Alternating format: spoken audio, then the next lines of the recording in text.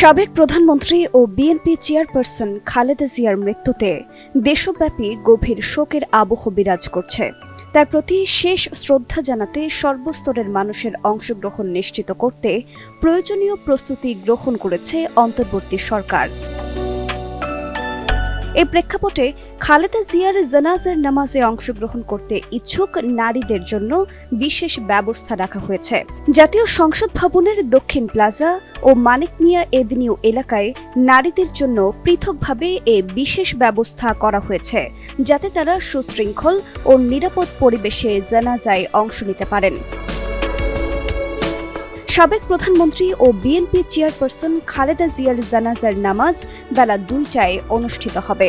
জানাজায় অংশগ্রহণে আগ্রহী সকলকে নিরাপত্তাজনিত কারণে কোনো প্রকার ব্যাগ বহন না করার জন্য অনুরোধ জানানো হয়েছে। খালেদা জিয়াকে শেষ বিদায় জানাতে আগত সকলের সার্বিক নিরাপত্তা ও শৃঙ্খলা নিশ্চিত করতে সংশ্লিষ্ট কর্তৃপক্ষ প্রয়োজনীয় সব ধরনের ব্যবস্থা গ্রহণ করেছে।